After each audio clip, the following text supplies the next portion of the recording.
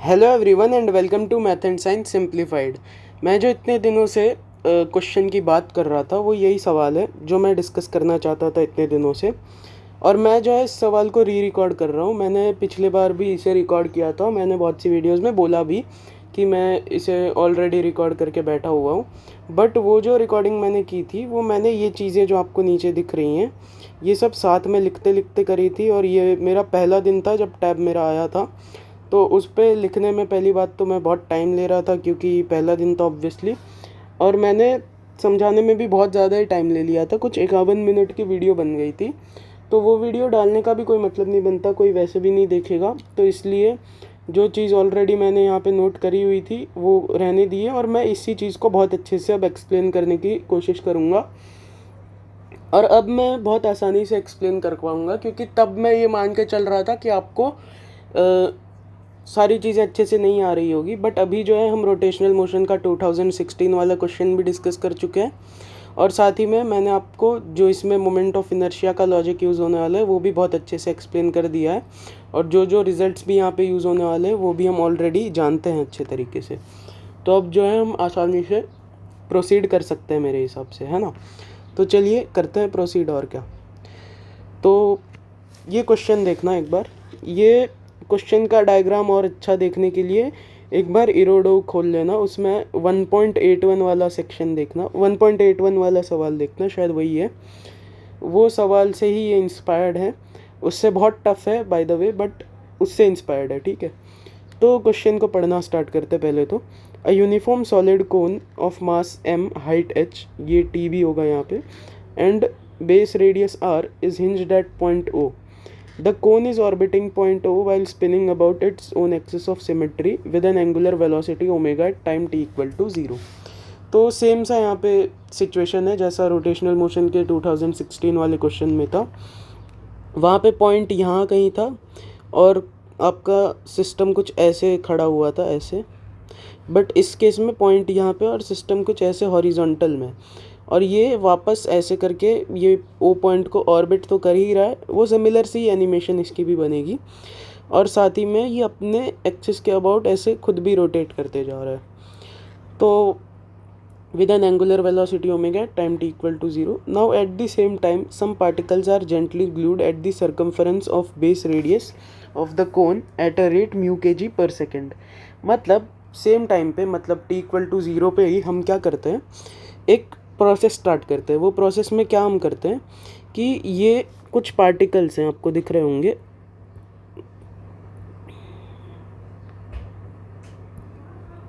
ये कुछ पार्टिकल्स हैं।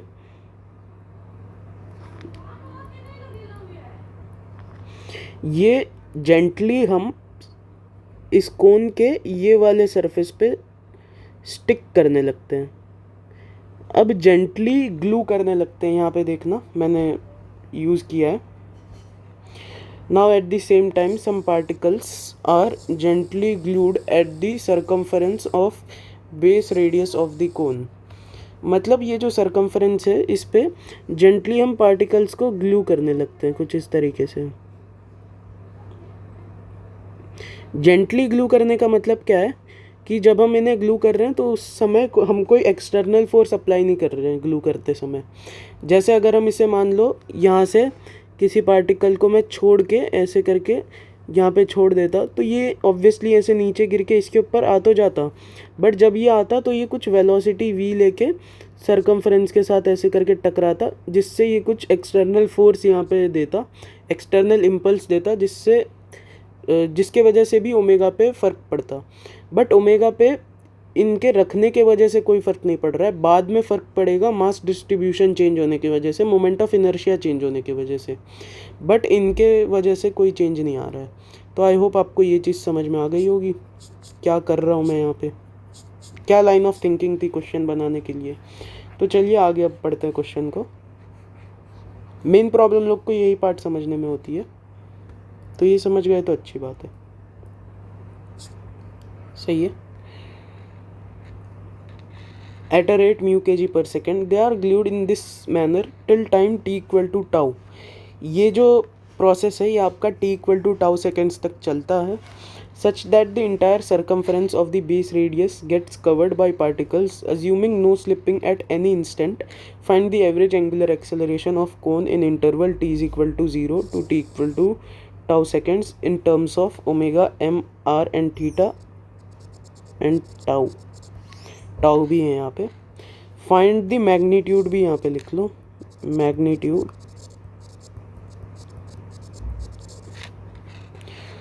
तो चलिए क्वेश्चन को स्टार्ट करते हैं. मैं सॉल्यूशन यहाँ पे स्टार्ट कर रहा हूँ. एक बार लास्ट लाइन में क्या लिखा है वो समझा देता हूँ. Such that the entire circumference of base radius gets covered by particles. इसका मतलब क्या है कि time t equal to tau पे क्या होगा, ये मान लो हम साइड व्यू इसका देख रहे हैं बेस रेडियस के सरकमफ्रेंस का. मतलब यहाँ से हम देख रहे हैं इसको, यहाँ पे मान लो बैठ के हम इस तरफ हमारी आंखें देख रही हैं तो हमें ऐसा कुछ दिखेगा, कोन का बेस रेडियस बेस हमें दिखेगा. तो time t equal to tau पे क्या हो जा रहा है कि ये बेस रेडियस पूरा का पूरा कवर हो जा रहा है ऐसे. ये चीज़ मैंने नीचे भी बना रखी है बट यहाँ पे मैं एक्सप्लेन वापस कर दे रहा हूँ पूरा अच्छे तरीके से. ये जो गैप्स भी दिख रहे हैं वो भी नहीं होंगे असलियत में.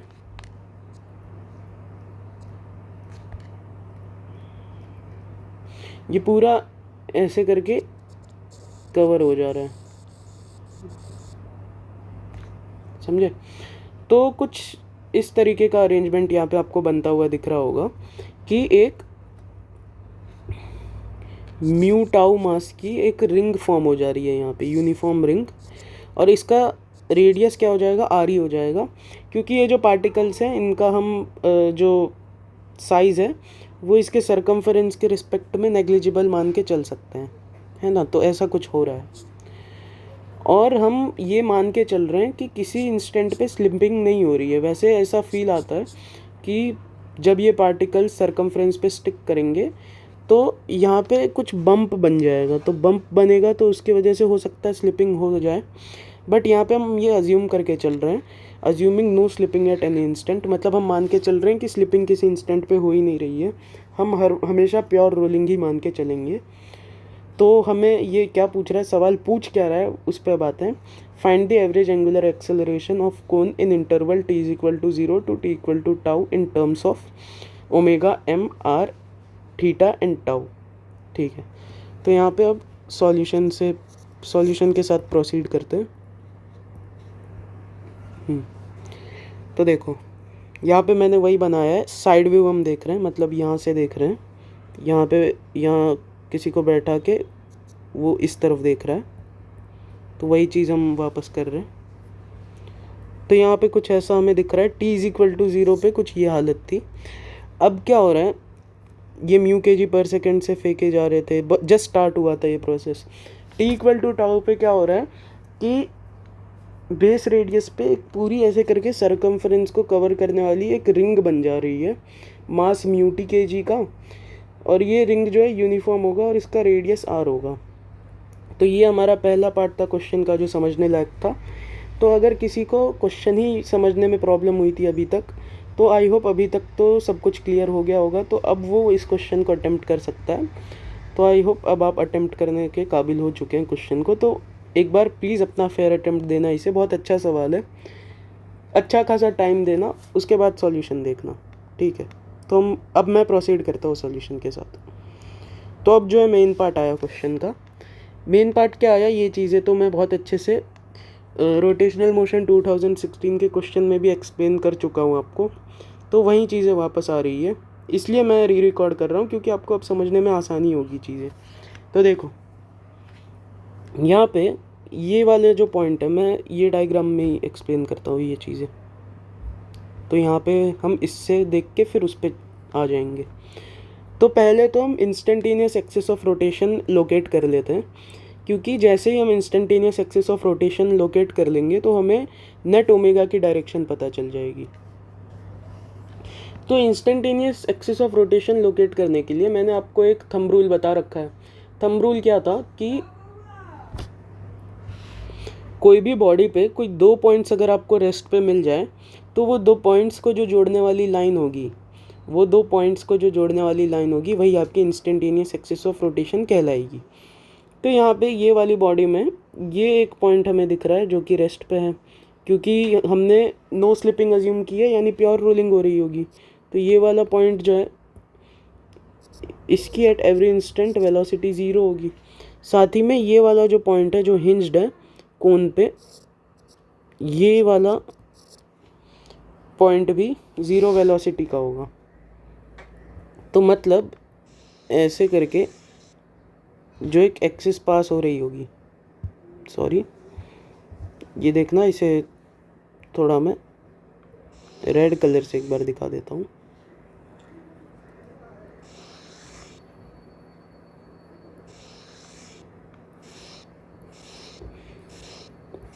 अब आई होप यहाँ पे चीज़ें नज़र आ रही होंगी। ये जो रेड टिंटेड आपको एक्सिस दिख रही है, यही एक्सिस आपकी इंस्टेंटेनियस एक्सिस ऑफ रोटेशन है इस केस में, ये IAOR। मतलब इसके अबाउट अगर आप देखोगे तो आपको ये बॉडी प्योर रोटेशन में दिखेगी, मतलब ऐसे कुछ ओमेगा नेट से घूमती हुई दिखेगी। तो अगर इसके अबाउट प्योर रोटेशन नज़र आएगा तो अब मैं ये चीज़ें रब कर देता हूँ।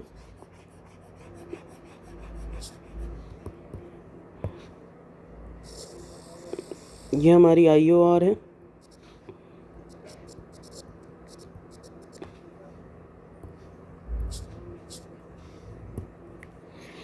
तो ये अगर IOR है तो इसके अबाउट प्योर रोटेशन नज़र आएगा। तो मैंने वो पिछले वीडियो में भी एक्सप्लेन किया था कि इस वजह से ओमेगा नेट की डायरेक्शन जो है वो कुछ ऐसी आएगी। ये हमारा ओमेगा नेट होगा। अब जो है हम जो क्वेश्चन में हमें ओमेगा दे रखा है उसकी डायरेक्शन को लोकेट करते हैं। तो मैं ये 2016 वाले क्वेश्चन में भी बहुत बार एक्सप्लेन कर चुका हूँ, तो मैं यहाँ पे वापस वो चीज़ को बार बार नहीं बताऊँगा। यहाँ पे अब मुझे कैमरा चालू करके अपने हाथ दिखाने का सिस्टम पता चल चुका है, तो अब मैं उसका थोड़ा यूज़ करूँगा और यहाँ पे जल्दी एक्सप्लेनेशन ख़त्म करना चाहूँगा। तो यहाँ पे देखो, आपको शायद मेरे हाथ दिख रहे होंगे। तो अगर मैं अपने हाथों को, आप अब देखो, मान लो मेरे हाथ ऐसे करके, ये पेपर है, तो अगर मैं अपने हाथों को, ये जो कोन आपको दिख रहा है, ये जो कोन दिख रहा है, ये कोन का अंदर की तरफ ऐसे रोटेशन है। तो इसके रोटेशन के डायरेक्शन में जैसे ही मैं अपने राइट हैंड के फिंगर्स को कर्ल करूँगा ऐसे, तो मेरे उंगलियाँ कहाँ पे पॉइंट होगी, ऐसे हॉरिजॉन्टल डायरेक्शन में। जैसे ही मैंने ऐसे कर्ल किया तो मेरी उंगलियाँ हॉरिजॉन्टल डायरेक्शन में आई। तो मतलब ये वाला जो ओमेगा होगा इसका डायरेक्शन कहाँ पे होगा, यहाँ पे। ये ओमेगा का डायरेक्शन यहाँ पे होगा। और सिमिलर मैनर में ये जो आपका है कोन, ये आपका कुछ ऐसे करके भी घूम रहा है, ये वाला मैं कह रहा हूँ, ये मतलब सर्कुलर मोशन काइंड ऑफ भी कर रहा है ओ के अबाउट इसका ये वाला पॉइंट। तो हम अपने फिंगर्स को कुछ इस तरीके से कर्ल करेंगे इसके दिशा में, तो हमारा उंगली जो आपको दिखेगा ऐसे कुछ ऊपर की तरफ आता हुआ दिखेगा। वो 2016 वाले क्वेश्चन में ये ऊपर की तरफ z एक्सिस दी हुई थी। तो ऐसे ये ओमेगा हो जाएगा, ओमेगा नॉट मैं इसे कह देता हूँ। तो आई होप ये चीज़ आपको समझ में आ गई होगी, और यही चीज़ मैंने यहाँ पे लिख भी रखी है, यहाँ पे मैं एक्सप्लेन करना आया था बस। और क्वेश्चन में ये एंगल थीटा भी दे रखा है ना। तो यहाँ पे वो क्वेश्चन में जो हमने लॉजिक यूज़ किया था वही सिमिलर लॉजिक हम यहाँ पे अब यूज़ करने वाले हैं। तो यहाँ पे ये एल नेट लिखा हुआ है, इससे आप कंफ्यूज मत होना। एंगुलर मोमेंटम अगर पढ़ रखा होगा तो आपको पता ही होगा, ये जो ओमेगा नेट की डायरेक्शन में ही नेट एंगुलर मोमेंटम भी होता है, क्योंकि एंगुलर मोमेंटम भी ओमेगा के डायरेक्शन में होता है। तो अब देखो, हमारा नेट ओमेगा ये तरफ है ऐसे, तो नेट ओमेगा के परपेंडिकुलर कोई ओमेगा नहीं होना चाहिए। अगर नेट ओमेगा के परपेंडिकुलर कोई ओमेगा है तो ओमेगा ऐसे हो ही नहीं सकता था। मैंने आपको वो वाले क्वेश्चन में भी एक्सप्लेन किया था कि कोई ए वेक्टर अगर ऐसे है तो उसके परपेंडिकुलर ए वेक्टर का कोई कंपोनेंट नहीं हो सकता है, ना ऐसे ना ऐसे। अगर कोई हो भी रहा है तो ये एक दूसरे को कैंसिल कर रहे होंगे, तब भी नेट ओमेगा हॉरिजॉन्टल बना होगा। तो सेम सी सिचुएशन यहाँ पे है। मैंने अलग से वेक्टर डायग्राम भी बना रखा है इसका। ये देखो, ये हमारा ओमेगा है जो क्वेश्चन में दिया हुआ है, ये हमारा नेट ओमेगा है, ये ओमेगा नॉट जो हमने अज्यूम किया था ये वाला, ये या यहाँ पे दिखाऊं तो ये वाला अभी जो एक्सप्लेन किया है उसके हिसाब से। तो अब देखो ओमेगा नेट ऐसे है, मतलब इसके परपेंडिकुलर ऐसे करके कोई कंपोनेंट नहीं होना चाहिए। तो कोई कंपोनेंट नहीं होना चाहिए, तो इस तरफ हम ओमेगा नॉट को और ओमेगा को ब्रेक करके इक्वेट कर सकते हैं। तो ये एंगल थीटा है, तो ओमेगा कॉस थीटा कुछ ऐसे होगा और ऐसे करके आपका ओमेगा साइन थीटा होगा। साथ ही में ये ओमेगा नॉट है, तो ओमेगा नॉट का कॉस थीटा का कंपोनेंट ऐसे बनेगा। तो मैंने क्या बोला कि ओमेगा नेट अगर ऐसे है तो उसके परपेंडिकुलर, ये परपेंडिकुलर है, तो उसके परपेंडिकुलर उसका कोई कंपोनेंट नहीं होना चाहिए। तो उसका कोई कंपोनेंट नहीं होना चाहिए, इसलिए हम कह सकते हैं कि ये ओमेगा नॉट कॉस थीटा जो है ओमेगा साइन थीटा को कैंसिल कर रहा होगा। तो इसलिए हम यहाँ से ओमेगा नॉट की वैल्यू ओमेगा के टर्म्स में ला पा रहे हैं और ओमेगा नॉट की वैल्यू यहाँ से डायरेक्टली ओमेगा टेन थीटा हमारी आ जा रही है। अब यहाँ पे हम जो है नेट ओमेगा अगर कैलकुलेट करना चाहे, ये मैंने बस एक एनालिसिस के लिए लिखा है, इसकी ज़रूरत हमें क्वेश्चन में नहीं फ़िलहाल पड़ेगी, बट यहाँ पे फिर भी क्वेश्चन को एनालाइज करने के लिए मैंने यहाँ पे ये चीज़ लिख दी है।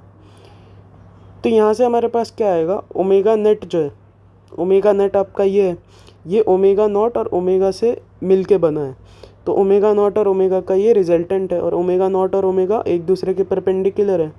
तो परपेंडिकुलर है तो वेक्टर का रिजल्टेंट कैसे लेते हैं, अगर कोई सी वेक्टर ए वेक्टर और बी वेक्टर का रिजल्टेंट है तो हम क्या कहते हैं, C vector is equal to A vector plus B vector, और हम साथ ही में इसका मैग्नीट्यूड कैसे लिखते हैं, C square is equal to A square plus B square plus 2ab cos theta. तो यहाँ भी कुछ वैसा ही है, ओमेगा नेट वेक्टर जो है वो आपका omega naught vector plus omega vector का रिजल्टेंट है। तो ओमेगा नेट का जो स्क्वायर होगा वो आपका omega square plus omega nought square plus 2, यहाँ पे ये सब्सक्रिप्ट में मैंने 2 लिख दिया गलती से,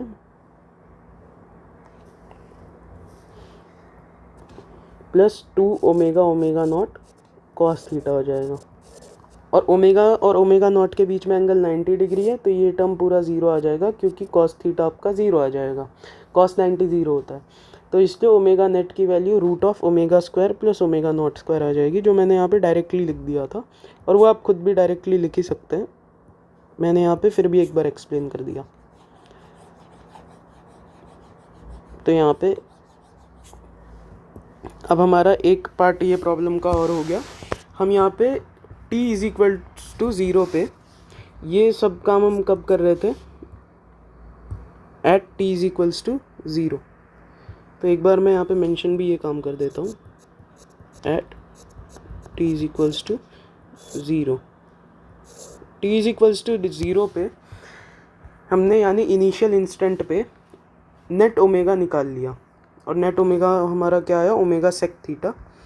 यहाँ पे मैंने एक और तरीका बताया था ओमेगा नेट निकालने का वो वीडियो में, और हम कैसे निकाल सकते हैं कि परपेंडिकुलर कोई कंपोनेंट नहीं है, तो मतलब ओमेगा नेट जो है वो कैसे बना होगा, ओमेगा नॉट और ओमेगा का जो ओमेगा नेट के अलॉन्ग कंपोनेंट्स आए होंगे उनका सम होगा, तो वही यूज़ करते हैं। तो omega cos theta plus omega naught sine theta, और ओमेगा नॉट की वैल्यू हमने ऑलरेडी निकाल रखी है, omega cos theta plus omega naught के जगह ओमेगा टेन थीटा डाल देंगे तो omega sine square theta by cos theta आ जाएगा।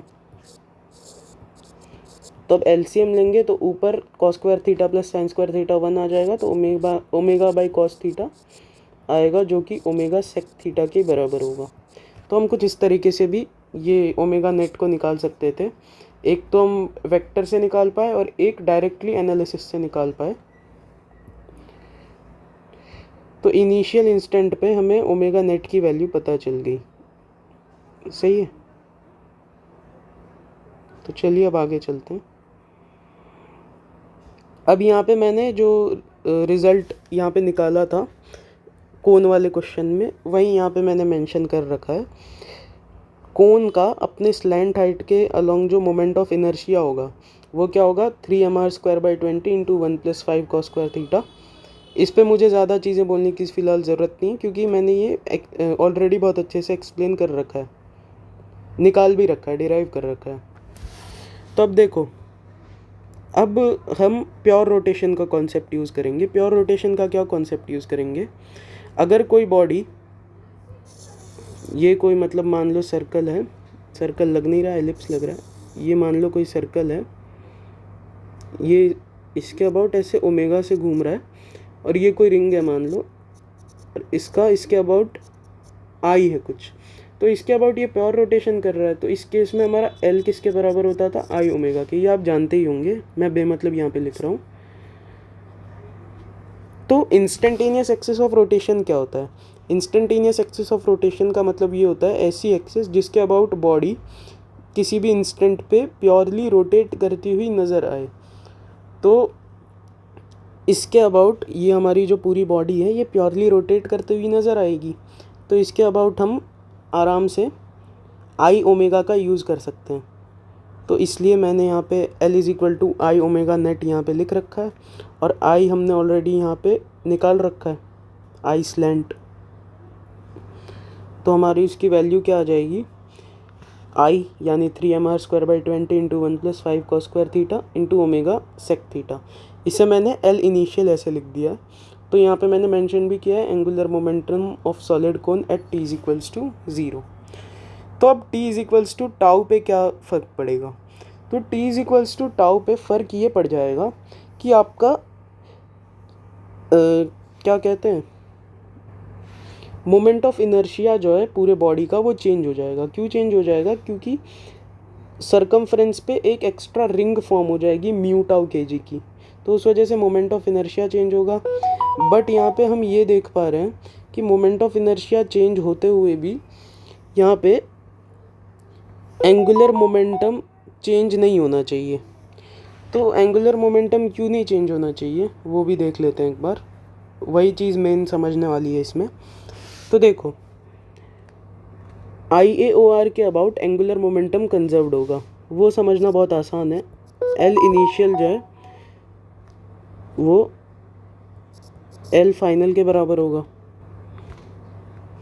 अब ये हम कैसे बोल पाए, तो ये हम इसलिए बोल पाए क्योंकि मान लो ये IOR के अबाउट हम कैसे ये कंजर्व कर पाए, इसलिए कर पाए क्योंकि देखो ये वाला जो पॉइंट है फ्रिक्शन यहाँ से पास कर रहा होगा और IAOR भी यहाँ से ही पास कर रहा है। तो फ्रिक्शन अगर एक्सिस के, अगर कोई भी फोर्स किसी एक्सिस के थ्रू पास कर रहा होता है, तो अगर आपने थोड़ा भी टॉर्क अच्छे से पढ़ रखा होगा तो आपको ये पता होगा कि तो उस फोर्स का उस एक्सिस के अबाउट टॉर्क जो है वो ज़ीरो हो जाता है।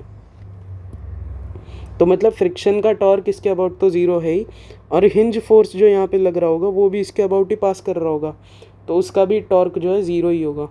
तो मतलब net torque tau net about IAOR is equal to 0। Therefore angular momentum will be conserved about IAOR के अबाउट एंगुलर मोमेंटम इसलिए हम कंजर्व कर सकते हैं। तो आई होप आपको ये कॉन्सेप्ट समझ में आया होगा जो इस क्वेश्चन में यूज़ हो रहा है। तो आगे चलते हैं। तो अब हम L फाइनल आराम से निकाल सकते हैं। L फाइनल कैसे निकाल सकते हैं, तो ये हमारी रिंग है जो फॉर्म हुई है। अब ये रिंग जो है इसका हम स्लैंट हाइट के along moment of slant axis के अलॉन्ग मोमेंट ऑफ इनर्शिया अब निकालना चाहते हैं। एक बार यहाँ पे समझने की कोशिश करना क्या है, यहाँ पे ऐसे करके रिंग फॉर्म हुई है। अब t = टाउ पे हम बात अपनी कर रहे हैं, तो अब इस एक्सिस के अबाउट इसका भी मोमेंट ऑफ इनर्शिया निकालना पड़ेगा क्योंकि हम एंगुलर मोमेंटम भी इसके अबाउट ही कंजर्व कर पा रहे हैं। तो उसके लिए हम एक रिज़ल्ट यूज़ करेंगे जो हम ऑलरेडी डिराइव कर चुके हैं। हम एक रिंग के लिए मोमेंट ऑफ इनर्शिया उसके सेंटर से पास होने वाली ऐसी किसी एक्सिस के अबाउट ऑलरेडी निकाल के बैठे हुए हैं। अगर ये एंगल थीटा बना रहा है वो क्या आता था, mr² 2 × 1 + cos स्क्वायर थीटा। फिर हम आराम से पैरेलल एक्सिस थ्योरम यूज़ करके ये डिस्टेंस निकाल के this plus M D square use करके, ये डिस्टेंस अगर डी है तो हम इसके अबाउट आराम से मोमेंट ऑफ इनर्शिया इस रिंग का कैलकुलेट कर लेंगे। तो एक बार खुद समझने की कोशिश करना इस चीज़ को। तो वही मैं यहाँ पे करूँगा अभी, ये सब भी अब रब कर देता हूँ, ये क्योंकि क्वेश्चन है तो इसमें ये सब रखने की अब ज़रूरत नहीं है ना। तो वही यहाँ पे किया है, आप खुद भी इसे अब समझ सकते हो। तो इसे मैंने 3D में ऐसे बनाने की कोशिश की है। यहाँ पे ऐसे करके ये एक्सिस पास हो रही है, इसके about mr²/2 into 1 plus cos square theta. यहाँ पे वही चीज़ है ऐसे, ये तो हम इसके अबाउट निकालना चाहते हैं तो ये वही दिखा रहा है, ये ऐसे करके इसके अबाउट ऐसे पास कर रहा है। तो ये वाले के अबाउट हम आराम से निकाल सकते हैं। ये डिस्टेंस हमें उसके लिए निकालनी पड़ेगी। ये डिस्टेंस अगर ये r है तो यहाँ से एक परपेंडिकुलर इसके ऊपर ड्रॉप किया, ये 90 बनाएगा। ये एंगल थीटा है तो ये डिस्टेंस हमारी r cos थीटा आ जाएगी। तो आराम से हम यहाँ पे i को क्या लिख सकते हैं, mr²/2 into 1 plus cos square theta plus mr² cos square theta. तो ये m जो है ये हमारा म्यू टाउ के बराबर है, शायद मैंने यहाँ पे लिख भी रखा है, ये देखो m equal to mu tau. तो यहाँ पे एट द एंड हमारे पास क्या आएगा, ये mu tau r²/2 into 1 plus 3 cos square theta. Calculations खुद कर लेना, यहाँ पे मैंने कर ही रखी है, देख लेना एक बार खुद। ये पार्ट मेरे हिसाब से मुझे कोई बहुत ज़्यादा एक्सप्लेन करने की ज़रूरत नहीं थी। तो अब देखो, तो अब t इक्वल टू टाउ पे मोमेंट ऑफ इनर्शिया तो चेंज हुआ ही है और साथ ही में ओमेगा भी चेंज हुआ होगा ताकि एल फाइनल एल इनिशियल के बराबर रह पाए। तो ओमेगा फाइनल ही हमारा निकालना यहाँ पे मेन मोटिव है। तो ओमेगा फाइनल जब यहाँ पे पूरा ऐसे करके ये मास जमा हो गया होगा तब ओमेगा फाइनल क्या होगा वो निकालना चाह रहे हैं हम यहाँ पे। अब बहुत लोगों को ये डाउट यहाँ पे आता है कि जेंटली जब रखा है, तो हमने बहुत से ऐसे सवाल देखे हैं जिसमें क्या करते हैं कि चीज़ों को जेंटली हटा देते हैं या रख देते हैं, उसके बाद ओमेगा में चेंज पूछते हैं तो ओमेगा का चेंज 0 होता है, तो वो जस्ट आफ्टर रिलीज़ पूछते हैं। मतलब जस्ट आफ्टर रिलीज़ का मतलब जब हटाया उसके जस्ट बाद पूछते हैं। तो यहाँ पे जस्ट बाद वाला केस नहीं है, यहाँ पे तो एक पूरी रिंग फॉर्म हो चुकी है t इक्वल टू टाउ पे और उसके बाद हम एनालाइज कर रहे हैं। तो ऑब्वियसली ओमेगा चेंज हुआ होगा, तो हम इसलिए उसे ओमेगा फाइनल कह देंगे। तो यहाँ पे देखना, समझने की कोशिश करना। तो ये वाला क्या हो गया, ये तो रिंग का हो गया। रिंग के लिए क्या हो जाएगा, mu tau r²/2 into 1 plus 3 cos square theta into omega final. क्योंकि ये आपकी रिंग भी जो है, क्योंकि ये वाली जो एक्सिस है इसके अबाउट आपकी रिंग भी प्योर रोटेशन कर रही है। तो एल फाइनल हम रिंग का मोमेंट ऑफ इनर्शिया इंटू उसका omega final plus 3mr²/2 into 1 plus 5 cos square theta into omega final. तो यहाँ पे एक मिस्टेक है, यहाँ पे 3mr²/20 आएगा। तो चलो इसी बहाने एक अच्छा काम हो गया, मैंने ये क्वेश्चन को वापस ले लिया क्योंकि मैंने गलती कर दी थी। तो देखो एल फाइनल हमारा क्या आएगा, ये प्लस ये, यहाँ पे मैंने एक्सप्लेन कर दिया, यहाँ पे 2 नहीं आता 20 आता। तो ये क्या हो गया, angular momentum at time t equal to tau. तो यहाँ पे मैंने वही एक्सप्लेन किया है कि all the external forces are passing through IOR, जो हम एक्सप्लेन किया था। तो अब देखो टाउ नेट IOR के अबाउट 0 है, तो L initial about IOR is equal to L final about IOR। तो 3mr²/20 into 1 plus 5 cos square theta into omega sec theta, जो हमारा एल इनिशियल हम निकाल चुके थे, ये देखो ये will be equal to mu tau r²/2 into 1 plus 3 cos square theta into omega final plus 3mr²/20 into 1 plus 5 cos square theta omega final. ये जो अभी हमने जस्ट निकाला है ये, तो इसे और इसे इक्वेट कर देंगे, 20 से 20 कैंसिल हो जाएगा, एलसीएम लिया है यहाँ पे, और हमारे ओमेगा फाइनल की वैल्यू हमें कैलकुलेशंस कर लेना, ये आती हुई नज़र आएगी। r² से r² भी कैंसिल हुआ है यहाँ पे, तो इसे एक बार कैंसिल करके दिखा भी देता हूँ।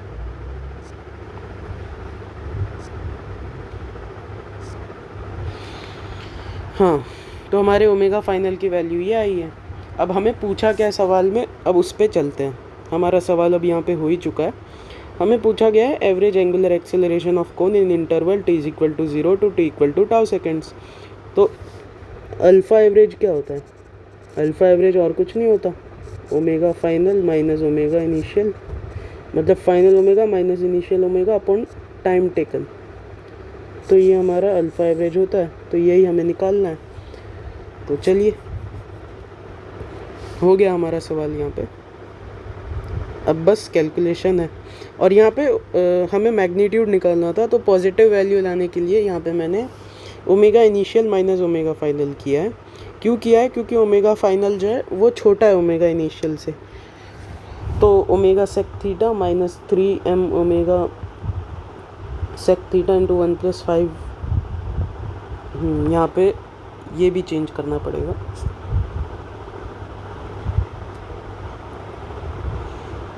और यहाँ पे भी मैंने r² लिख दिया है गलती से, तो ये भी एक गलती थी।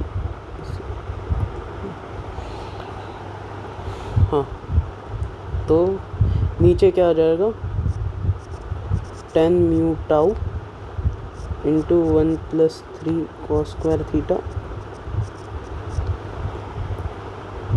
हो गया हमारा सवाल। अब यहाँ पे बस कैलकुलेशन है। वो वाला पार्ट तो आप खुद भी कर सकते थे, बट मैं यहाँ पे करके जा रहा हूँ।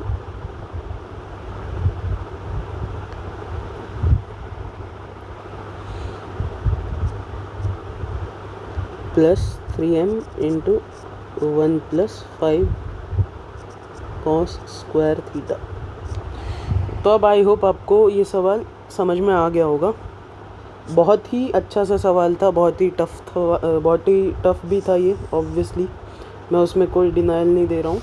बहुत टफ सवाल ऑब्वियसली ये था, बट आई होप आपको ये सवाल आराम से समझ में तो अब आ गया होगा, क्योंकि मैंने अपने तरफ से पूरा अच्छे तरीके से एक्सप्लेन करने की इसे कोशिश की है। तो अब इसे फ़ाइनल आंसर अगर हम लाना चाहें तो ये फ़ाइनल आंसर नहीं है। एक बार मैं यहाँ पे कैलकुलेट करके फ़ाइनल आंसर लिख देता हूँ। तो अब हमारा फाइनल आंसर आ चुका है। बस यहाँ पे मैंने सिंपल सा एलसीएम ले लिया, खुद कैलकुलेशन कर लेना। ये हमारा फाइनल आंसर है, alpha average from time t equal to 0 to t equal to tau seconds.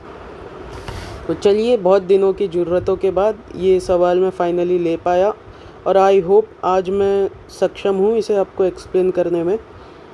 अगर कुछ भी डाउट हो ये सवाल से रिलेटेड, छोटा सा भी, तो आप मुझे ऑब्वियसली नीचे कमेंट्स में पूछ सकते हैं। मैं उसे क्लियर करने में बिल्कुल आराम से आपकी मदद करूँगा। तो आई होप आपको ये सवाल समझ में आया होगा और ज़रूर पसंद भी आया होगा, और आप खुद भी इसे थोड़ा तो ट्राई कर पाए होंगे। बहुत टफ सवाल था, मैं जानता हूँ, बट आई होप आपको ये अब समझ में आ चुका होगा।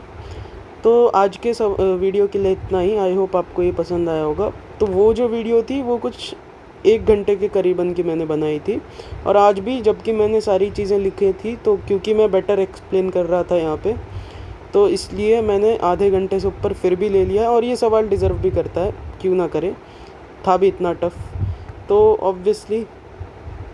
और मैं इसका PDF भी नीचे प्रोवाइड कर दूंगा, तो आप बाद में रेफरेंस के लिए उसे भी देख सकते हैं। आपने नोट भी किया ही होगा, मेरे हिसाब से करना भी चाहिए। तो चलिए, आज के लिए इतना ही। आई होप आपको चीज़ें समझ में आई होंगी और पसंद भी आई होंगी। ये सवाल आपको कैसा लगा मुझे ज़रूर बताना। मैंने ये खुद बनाया था, और ऑब्वियसली क्योंकि खुद बनाया था तो मैंने ये सॉल्यूशन भी खुद ही तैयार किया है। तो अगर ये सॉल्यूशन में कोई छोटा सा भी फ्लॉ आपको पता चल रहा हो, कोई अच्छा बंदा हो पढ़ने में, तो वो मुझे ज़रूर बता सकता है। अगर वो फ्लॉ में मुझे कोई फ्लॉ लगा तो मैं वो भी आपको बता दूंगा क्यों वो गलत नहीं है। और अगर कोई फ्लॉ मुझे लगा कि हाँ है, मैंने कुछ गलत किया है सॉल्यूशन में, तो वो भी आप मुझे ज़रूर बता सकते हैं। मैं फ्री हूँ, मेरे को कोई इसमें कोई घमंड नहीं है ये सॉल्यूशन बनाने में। ये ऑब्वियसली बहुत मुश्किल से बनाया है मैंने, बट हाँ, ये मैं नहीं क्लेम करता कि ऑब्वियसली ये करेक्ट ही होगा, बट हाँ मोस्टली करेक्ट ही होगा। मैंने क्योंकि एकदम अच्छे से बनाने की कोशिश की है। तो आई होप आपको चीज़ें समझ में आ गई होंगी। तो आज के सवाल के लिए इतना ही। आगे भी हम ऐसे अच्छे सवाल लेते रहेंगे। मैंने बहुत से ऐसे बना रखे हैं, अब मैं थोड़े रिलेवेंट सवाल भी लूँगा, क्योंकि ऐसे सवाल तो बहुत कम लोग वैसे भी देखेंगे और समझेंगे। तो आज के लिए इतना ही, बाय।